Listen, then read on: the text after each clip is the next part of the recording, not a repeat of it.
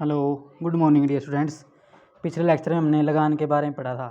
भाई लगान क्या होता है, आर्थिक लगान क्या होता है, उसकी डेफिनेशन क्या है। फिर हमने देखा था भाई टाइप्स ऑफ लगान, लगान के प्रकार क्या है, उसमें हमने देखा था भाई आपका आर्थिक लगान क्या है, कुल लगान क्या होता है, दुर्लभता लगान क्या होता है, भेदात्मक लगान क्या होता है या फिर स्थिति लगान क्या होता है। नेक्स्ट हम देखते हैं आपकी थ्योरी ऑफ रेंट। जो आपके अलग अलग इकोनॉमिस्ट हुए हैं उन्होंने अलग अलग प्रकार से जो लगान के जो सिद्धांत हैं उनको आप अलग अलग प्रकार से क्या किया है, उनका विश्लेषण किया है। तो सबसे पहले जो आपके लगान के जो सिद्धांत है उसको मुख्य रूप से दो प्रकार से डिवाइड कर सकते हैं, या दो प्रकार के जो सिद्धांत है वो लगान से रिलेटेड है। सबसे पहला इसके अंदर आता है रिकार्डियन थ्योरी ऑफ रेंट, रिकार्डो का लगान का सिद्धांत। और सेकंड इसके अंदर आता है मॉडर्न थ्योरी ऑफ रेंट, लगान का आधुनिक सिद्धांत। तो सबसे पहले इसके अंदर हम देखते हैं रिकार्डियन थ्योरी ऑफ रेंट या फिर क्लासिकल थ्योरी ऑफ रेंट। रिकार्डो का लगान सिद्धांत या लगान का परंपरावादी सिद्धांत किसे कहते हैं। तो जो आपके प्रसिद्ध अर्थशास्त्री थे डेविड रिकार्डो ने अपनी पुस्तक principle of political economy and taxation 1817 में सबसे पहले लगान के संबंध में एक व्यवस्थित सिद्धांत दिया। सबसे पहले जो आपके डेविड रिकार्डो थे उन्होंने अपनी पुस्तक principle of political economy and taxation के अंदर 1817 में सबसे पहले लगान के संबंध में एक व्यवस्थित जो आपका सिद्धांत वो दिया था। रिकार्डो से पहले जो फिजियोक्रेट्स तथा एडम स्मिथ में सबसे पहले जो आपके रिकार्डो से भी पहले हम देखते हैं जैसे फिजियोक्रेट्स और एडम स्मिथ लगान की प्रकृति की उदारता का, लगान को प्रकृति की उदारता का क्या मानते हैं, परिणाम मानते हैं। उनके अनुसार भूमि पर खेती करने के लिए जितना श्रम लगाया जाता है प्रकृति के सहयोग के फलस्वरूप उत्पादन कई गुना अधिक होता है। इनके वो मानते हैं कि वे इतना किसी भी भूमि पर खेती करने के लिए जितना श्रम लगाया जाता है, जो उत्पादन होता है उस श्रम से कई गुना अधिक होता है।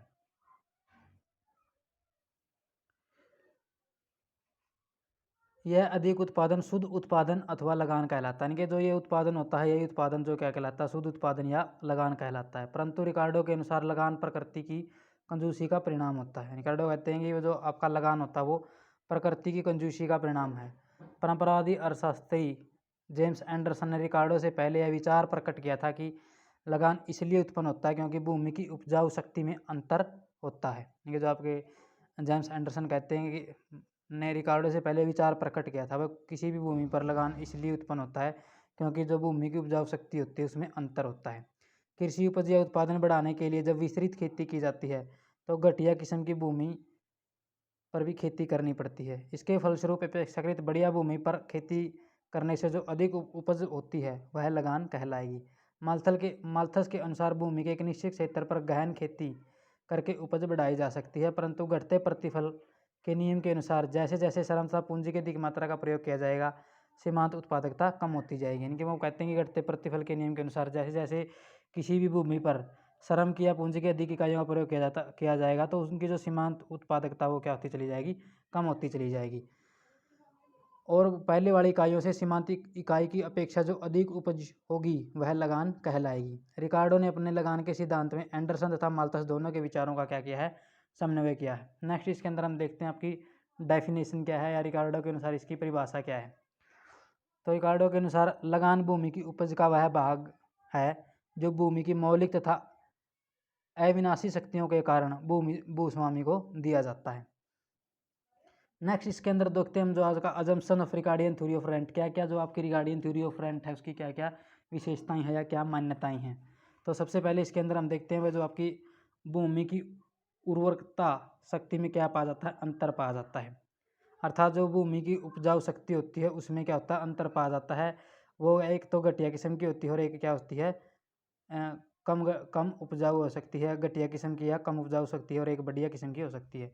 नेक्स्ट इसके अंदर हम देखते हैं जो इसकी अजम्पशंस है, मान्यता है, वो है समस्त अर्थव्यवस्था के लिए भूमि की पूर्ति स्थिर होती है, उसे बढ़ाया या घटाया नहीं जा सकता। हम देखते हैं पूरी अर्थव्यवस्था के लिए जो भूमि की पूर्ति होती है, सप्लाई ऑफ लैंड होती है, वो क्या होती है, कॉन्स्टेंट होती है, फिक्स्ड होती है, उसको कम या ज़्यादा नहीं किया जा सकता। वस्तु बाजार में पूर्ण प्रतियोगिता पाई जाती है, इसलिए सारे बाजार में एक प्रकार की कृषि उत्पादन की कृषि उत्पादन एक ही कीमत पर क्या है, बिकता है। इनके परफेक्ट कंपटीशन है और जो कृषि उत्पादन है वो एक ही कीमत पर सारे बाजार के अंदर बिकता है। कृषि क्षेत्र में घटती प्रतिफल का नियम लागू होता है। अर्थव्यवस्था में सीमांत भूमि तथा अर्थात लगान रहित भूमि पाई जाती है। यानी कि इसके अंदर क्या पाई जाती है, सीमांत भूमि, या इसको हम क्या कह सकते हैं, लगान रहित भूमि कहते हैं। सीमांत भूमि को ही क्या कहा जाता है, लगान रहित भूमि भी कहा जाता है इकोनॉमी के अंदर। भूमि पर खेती का कार्य भूमि की उपजाऊ शक्ति के क्रम के अनुसार किया जाता है। किसान अधिक उपजाऊ भूमि पर कम उपजाऊ भूमि की अपेक्षा पहले खेती करते हैं। यानी कि जो किसान होते हैं वो क्या करते हैं भाई, जो अधिक उपजाऊ भूमि होती है उस पर पहले खेती करते हैं और कम उपजाऊ भूमि पर बाद में खेती करते हैं। भूमि की उपजाऊ शक्ति मौलिक अथवा अविनाशी है। जनसंख्या में वृद्धि होने से कृषि वस्तुओं की मांग क्या है, बढ़ती है। नेक्स्ट इसके अंदर देखते हैं, कृषि उपज की लागत श्रम की मात्रा पर निर्भर करती है। सब प्रकार की भूमि के निश्चित क्षेत्र पर किसी वस्तु का उत्पादन करने के लिए श्रम की एक जैसी इकाई संख्या क्या है, लगानी पड़ती है। अतः उत्पादन लागत एक जैसी होती है परंतु उत्पादन की मात्रा भिन्न भिन्न हो सकती है। नेक्स्ट इसके अंदर हम देखते हैं आपकी statement of Ricardian theory of rent, यानी कि इसकी जो आपके रिकार्डो के लगान सिद्धांत की व्याख्या किस प्रकार से हम कर सकते हैं। तो सबसे पहले हम देखते हैं जो आपकी स्टेटमेंट क्या है इसकी। रिकार्डो के लगान सिद्धांत की व्याख्या एक नए आबाद देश के उदाहरण के सहायता से की जा सकती है। यानी कि कोई भी एक नया देश आबाद देश है उसके उदाहरण के साथ की जा सकती है। एक नए देश में आरंभ में जनसंख्या क्या होती है, बहुत ही कम होती है, इसलिए सब प्रकार की भूमि की पूर्ति उसकी मांग से अधिक होती है। यानी कि जैसे कोई भी जब नया देश होता है तो उसमें क्या होता है, उसकी जनसंख्या बहुत ही कम होती है और जो भूमि होती है वो लोगों की मांग से क्या होती है, अधिक होती है। भूमि प्रकृति का निःशुल्क साधन है, इसलिए लोगों को भूमि मुफ्त में क्या है, मिल जाती है, मुफ्त में मिल जाती है।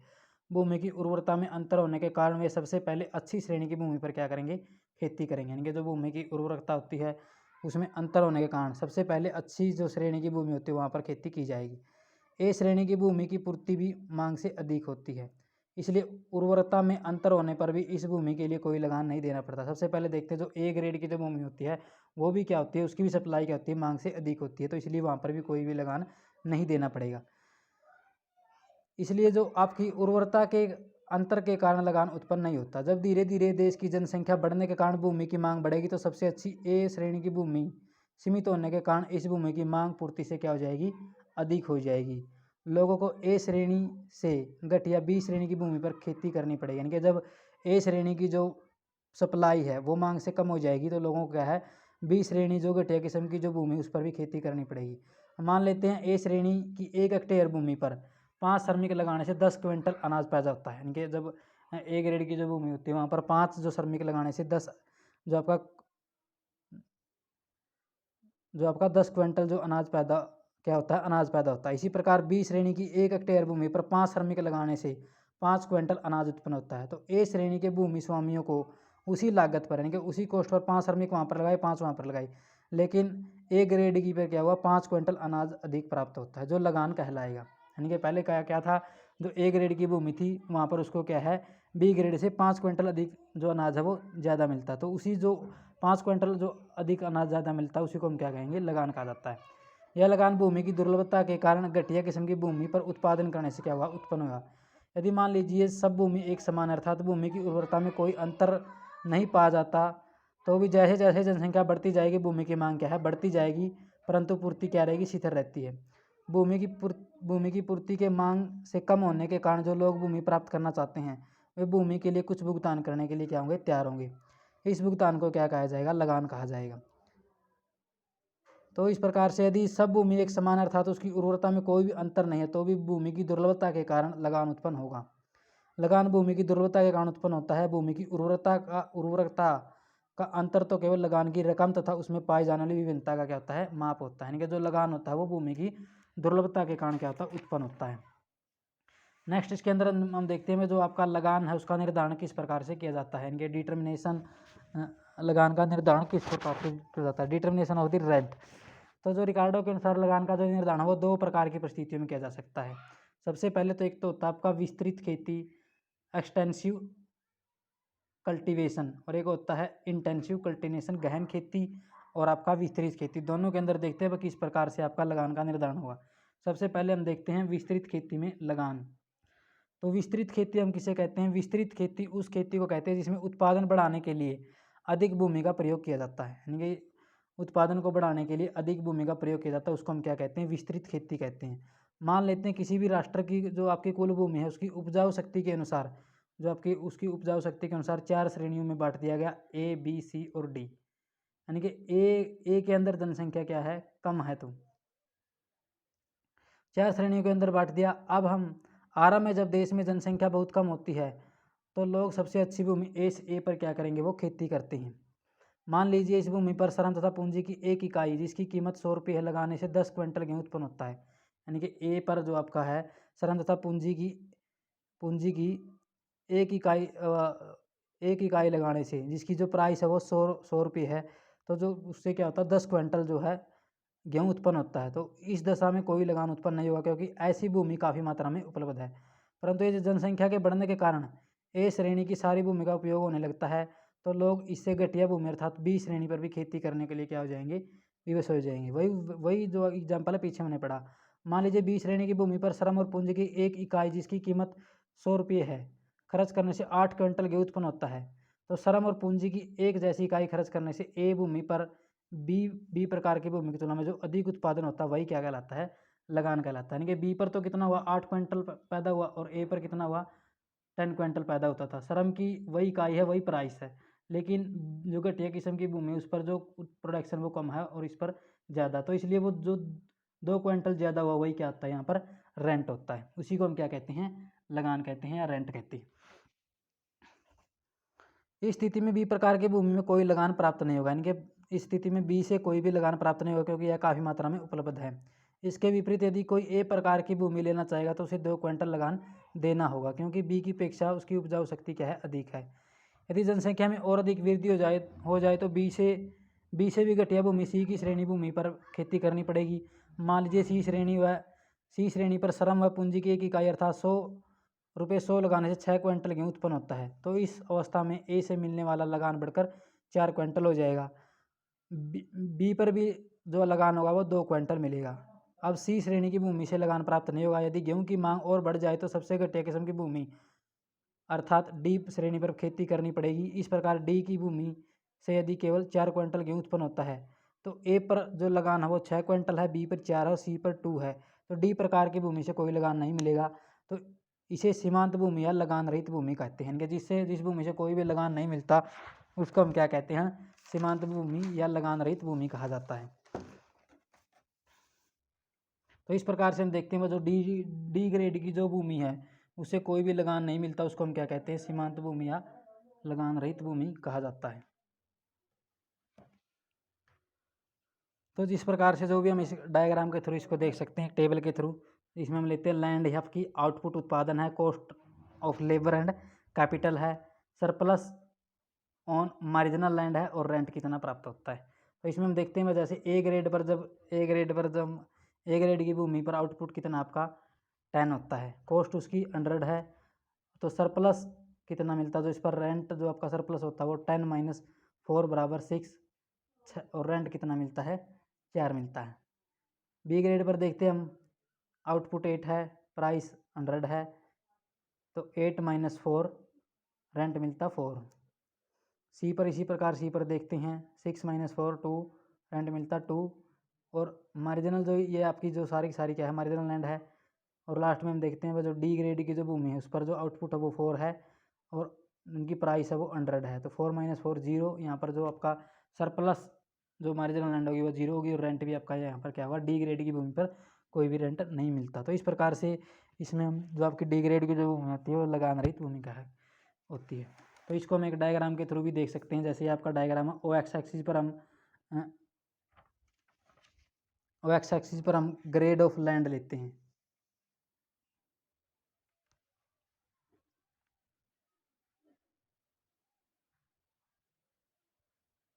ग्रेड ऑफ लैंड है और ओ वाई एक्सिस पर हम लेते हैं प्रोडक्शन इन क्विंटल के अंदर।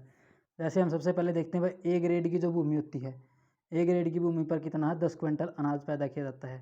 बी ग्रेड की भूमि पर देखते हैं भाई 8 क्विंटल अनाज पैदा किया जाता है। सी ग्रेड की पर देखते हैं 6 क्विंटल अनाज पैदा किया जाता है और डी ग्रेड की पर हम देखते हैं तो 4 क्विंटल अनाज पैदा किया जाता है। तो इस प्रकार से डी ग्रेड पर कोई भी रेंट नहीं मिलता, लेकिन जो ये ऊपर का जो एरिया है ये सारा का सारा ये क्या है, रेंट है। तो इन जो आपकी 3 है ए और बी और सी, ए से कितना रेंट मिलता है, 6 मिलता है। बी से कितना मिलता है, बी से मिलता है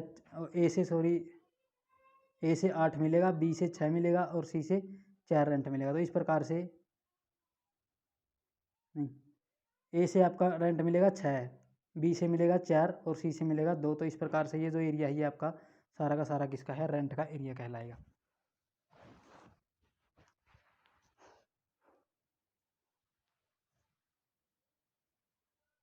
नेक्स्ट इसके हम विस्तृत खेती में लगान के निर्धारण को लागत वक्रों की सहायता से भी हम देख सकते हैं।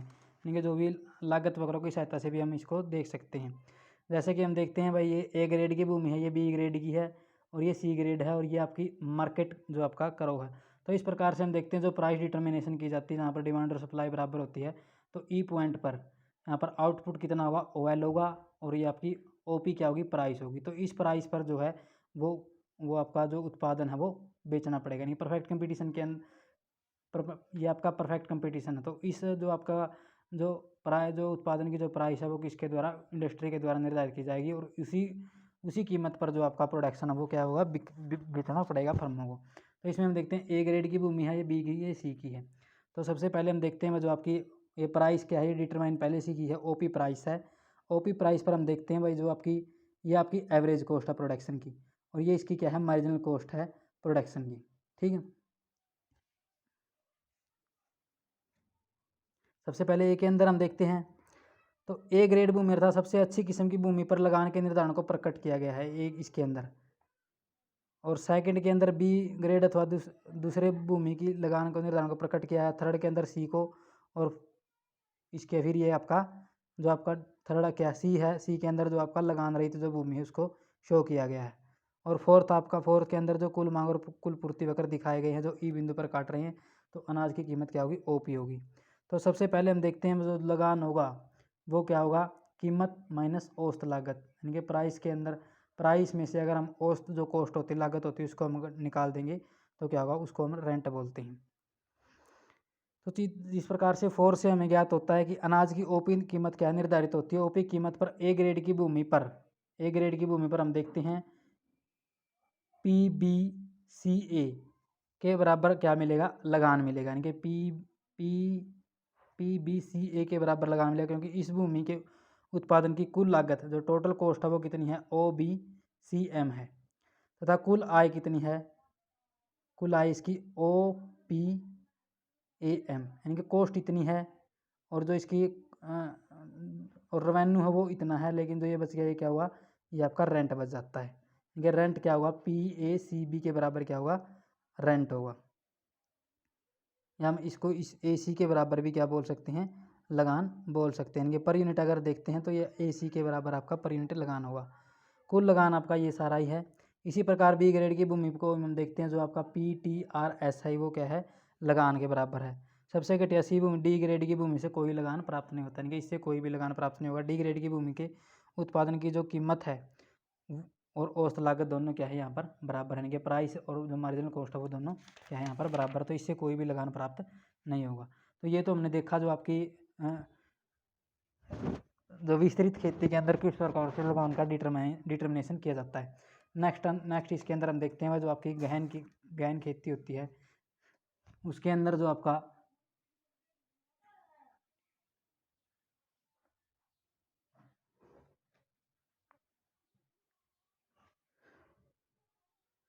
तो उसके अंदर हम देखते हैं जो आपका rent is incentives intensive cultivation, वह गहन खेती में किस प्रकार का लगान होता है।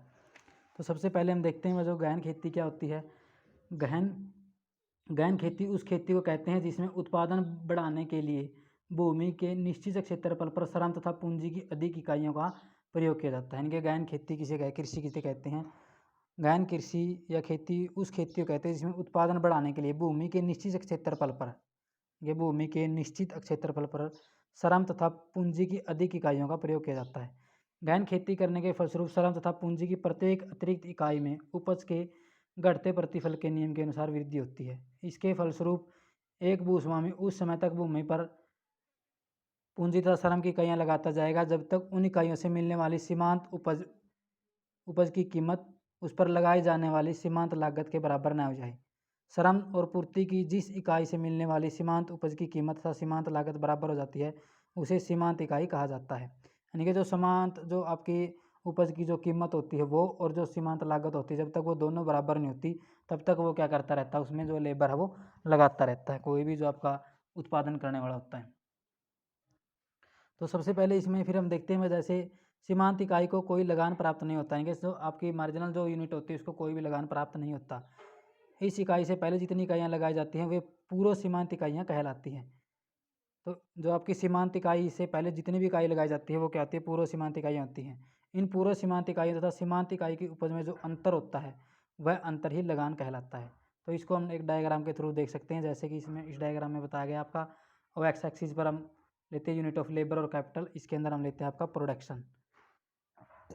मान लीजिए श्रम तथा पूंजी की चौथी इकाई अर्थात सीमांत इकाई से 2 क्विंटल उत्पादन होता है, यानी कि जो चौथी इकाई होती है उससे क्या होता है, 2 क्विंटल उत्पादन होता है।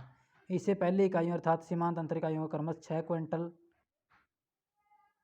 4 और 2 क्विंटल गेहूं के रूप में मिलता है। यानी कि इससे जो पहले की है उसमें क्या होता है, मैं 6 क्विंटल, 4 क्विंटल और 2 क्विंटल जो आपका क्या मिलेगा, लगान मिलेगा। तो जो आपकी गैन जो आपकी कृषि होती है उसको हम एक दूसरे डायग्राम के थ्रू भी इसको हम शो कर सकते हैं। तो इस डायग्राम के अंदर भी हम देख सकते हैं, इसके अंदर जो ये एरिया है ये सारा का सारा किसका, रेंट का एरिया है। इसको एक अलग डायग्राम के थ्रू भी हम शो कर सकते हैं, जैसे ओ एक्स एक्सिस पर हम यूनिट ऑफ लेबर लेते हैं, ओ वाई एक्सिस पर वही का कॉस्ट या प्रोडक्टिविटी लेते हैं। ये आपकी डब्ल्यू ये क्या है, एक प्रकार से परफेक्ट कंपटीशन के अंदर जो साधनों की जो कीमत है वो निर्धारित की गई है। ओ एक्सेस वो जो पूर्ण प्रतियोगिता की अवस्था में डब्ल्यू रेखा पूंजी तथा श्रम की लागत को क्या करती है, प्रकट करती है। परफेक्ट कंपटीशन के अंदर जो डब्ल्यू रेखा है वो पूंजी और श्रम की लागत को क्या करती है, शो करती है। मान लीजिए आरंभ में भूमि से प्राप्त होने वाले उत्पादन की एक निश्चित कीमत पर, यानी कि इस कीमत पर, उत्पादन की एक निश्चित कीमत पर जो आपका ARP वक्र, यानी कि जो ARP वक्र है, औसत उत्पादक जो औसत आय उत्पादकता वक्र, तथा MRP1 सीमांत आय उत्पादकता वक्र प्रकट कर रहे हैं। यानी कि इसकी जो आपकी ये तो उनकी क्या है, एक प्रकार से उनकी लागत को प्रकट करें, यानी कि एक निश्चित कीमत पर जो आपकी औसत आय उत्पादकता, ये तो ARP है, वक्र है, और जो सीमांत जो आय उत्पादकता वक्र है वो क्या है, ये MRP वक्र, दोनों को शो करते हैं। और ये तीनों के तीनों एक पॉइंट पर, ई पॉइंट पर काट रहे हैं। जैसे आपकी जो वेज है वो भी डब्ल्यू वो भी इस पर काट रही है, ARP है और MRP तीनों एक ही पॉइंट पर, ई पॉइंट पर काट रहे हैं। एक दूसरे के हम कह सकते हैं एक दूसरे के बराबर हैं, तो इसलिए यहाँ पर इक्विलिब्रियम है, यहाँ पर जो लाभ की स्थिति वो क्या है, अधिकतम है। इस स्थिति में श्रम तथा पूंजी की OM इकाइयों का जो आपकी इस स्थिति में हम देखते हैं, जो उत्पादन है वो उत्पादन पर यूनिट ऑफ लेबर और कैपिटल कितनी है, OM है। इस अवस्था में किसी प्रकार का लगान प्राप्त नहीं होगा, यानी कि यहाँ पर किसी प्रकार का कोई भी लगान प्राप्त नहीं होगा, क्योंकि लागत तथा उत्पादकता क्या होती है, लागत भी और उत्पादकता भी दोनों क्या है, बराबर है। मान लीजिए भूमि के उत्पादन की कीमत बढ़ जाने के कारण, यानी कि जो भूमि का उत्पादन है उसकी कीमत बढ़ जाने के कारण जो आपका MRP1 वक्र है वो क्या हो जाता है, MRP2 हो जाता है, ऊपर की ओर हो जाता है। तो जो नया इक्विलिब्रियम पॉइंट होगा वो E1 नया संतुलन बिंदु होगा। इस बिंदु से ज्ञात होता है कि श्रम और पूंजी की पहले से अधिक इकाइयाँ अर्थात ON का इकाइयों का प्रयोग किया जाएगा। ON इकाइयों का जो कुल उत्पादन होगा, जो ON इकाइयों का जो कुल उत्पादन होगा वो क्या होगा, ORE1 और N, ORE1 और N, इसका क्या होगा, टोटल उत्पादन होगा।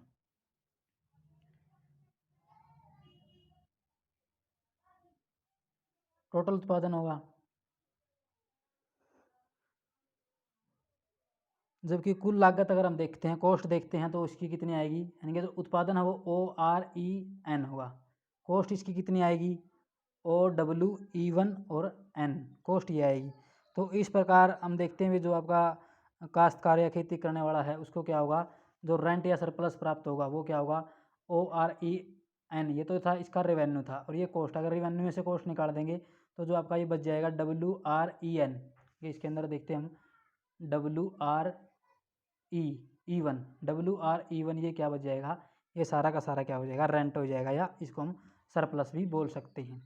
तो इस प्रकार से हम देखते हैं भाई जो इस अधिक्य है WRE1 को लगान जो आपका ये, इसको हम लगान कहते हैं। नेक्स्ट इसके अंदर हम देखते हैं भाई इसकी जो आपकी क्या क्या हमने जो रिगार्डियन थ्योरी ऑफ रेंट की थी, इसकी क्या क्या आलोचनाएं हैं या इसकी क्या क्या क्रिटिसिज्म क्या क्या है। तो इसमें आपकी बुक के अंदर दे रखे पॉइंट से यहाँ एक बार फिर बता देता हूँ आपको क्या क्या होता है, क्या क्या इसकी जो है इसके दोष क्या क्या हैं। सबसे पहले भूमि की शक्ति न तो मौलिक है और न ही अविनाशक है, यानी कि इसके अंदर मानते हैं कि जो भूमि की शक्ति होती है वो मौलिक है और अविनाशक है। तो इसलिए जो इसकी ये मान्यता ये गलत है। मैं जो भूमि की शक्ति होती है वो न तो मौलिक होती है और न ही अविनाशक होती है। नेक्स्ट इसके अंदर हम देखते हैं जो दूसरी इसकी जो क्रिटिसिज्म है वो क्या है, इतिहास की दृष्टि से निराधार है। रिकार्डो का यह कथन है कि लोगों ने सबसे पहले अच्छी भूमि पर खेती की होगी, ऐतिहासिक दृष्टि से गलत है। अमेरिकन अर्थशास्त्री केरी ने बताया कि यह सत्य नहीं है कि सबसे पहले वो अच्छी भूमि पर खेती की गई। उसने अमेरिका के स्वतंत्र होने के उदाहरण को लेते हुए बताया कि सबसे पहले अच्छी भूमि नहीं जोती जाती बल्कि घटिया और सुगमता से मिलने वाली भूमि को जोता जाता है। तो इसका कारण यह है कि बढ़िया भूमि वनों से ढकी होती है। नेक्स्ट इसके अंदर हम देखते हैं सीमांत या लगान रहित भूमि। रिकार्डो ने अपने सिद्धांत में बताया कि प्रत्येक देश में ऐसी भूमि होती है जिस पर लगान नहीं मिलता, परंतु आलोचकों के अनुसार प्रत्येक देश में लगान रहित या सीमांत भूमि पाया जाना आवश्यक नहीं है। फोर्थ इसके अंदर हम देखते हैं लगान उपजाऊपन के कारण नहीं बल्कि सीमितता के कारण मिलता है। यानी कि जो आपके रिकार्डो थे उन्होंने बताया कि जो रेंट होता है वो उपजाऊपन के कारण मिलता है, लेकिन जो आपके माल्थस कहते हैं कि जो लगान है वो दुर्लभता के कारण क्या होता है, पैदा होता है। फिफ्थ इसके अंदर जो क्रिटिसिज्म वो आपकी लगान कृषि उपज के मूल्य में शामिल नहीं होता। रिकार्डो के अनुसार लगान मूल्य में शामिल नहीं होता, अर्थात लगान के बढ़ने या कम होने से कीमतों में वृद्धि या कमी नहीं होती, बल्कि कीमत के बढ़ने या कम होने के कारण लगान में वृद्धि या कमी होती है। परंतु वर्तमान अर्थशास्त्रियों के अनुसार कई कई परिस्थितियों में लगान कीमत में शामिल होता है। नेक्स्ट इसके अंदर लगान केवल भूमि के लिए ही नहीं दिया जाता। रिकार्डो के अनुसार लगान केवल भूमि के उपयोग के लिए दिया जाता है, परंतु वर्तमान अर्थशास्त्री जैसे श्रीमती रोबिन्स के अनुसार लगान केवल भूमि के लिए ही नहीं बल्कि उत्पादन के सभी सीमित साधनों के लिए दिया जाता है। नेक्स्ट इसकी जो क्रिटिसिज्म वो आपका है लगान उत्पन्न होने वाले कारणों पर उचित प्रकाश नहीं डालता।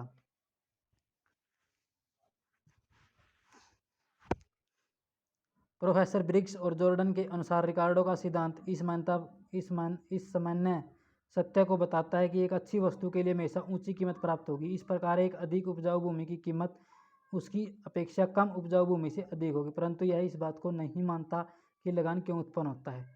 केवल भूमि की मौलिक शक्ति के कारण उत्पादकता के माप में कठिनाई आती है। प्रत्येक भूमि में कुछ उपजाऊ शक्ति होती है। नेक्स्ट इसके अंदर आता है पूर्ण प्रतियोगिता की अवास्तविक मान्यता। इसके अंदर जो माना गया है कि भाई जो बाजार के अंदर या अर्थव्यवस्था के अंदर पूर्ण प्रतियोगिता पाई जाती है, लेकिन इकोनॉमी के अंदर ऐसा नहीं होता। श्रम मूल्य सिद्धांत की आलोचना की गई है। रिकार्डो ने मूल्य के श्रम सिद्धांत का प्रतिपादन किया। इस सिद्धांत के अनुसार कृषि उपज का उत्पादन करने में जितने श्रम की आवश्यकता होती है उसके आधार पर उपज का मूल्य निर्धारित होता है। आधुनिक अर्थशास्त्री मूल्य के श्रम सिद्धांत की आलोचना करते हैं। उनके अनुसार कृषि उपज का मूल्य उसकी लागत और मांग पर क्या करता है, निर्भर करता है। लगान का एक प्रकार से अधूरा सिद्धांत है। रिकार्डो के लगान सिद्धांत से केवल यह ज्ञान होता है कि सारे समाज के दृष्टिकोण से राष्ट्रीय आय में लगान का भाग कैसे निर्धारित होता है। इस सिद्धांत के अध्ययन से यह ज्ञात नहीं होता कि उद्योग तथा फर्म के लिए लगान कैसे निर्धारित होता है। भूमि के वैकल्पिक उपयोग होते हैं। रिकार्डो ने बताया कि भूमि का केवल एक ही उपयोग होता है, कृषि करना, लेकिन भूमि के कई वैकल्पिक उपयोग भी हो सकते हैं। तो इस प्रकार से जो आपके कई जो इकोनॉमिस्ट हुए उन्होंने इसकी क्या की है, क्रिटिसिज्म भी की है।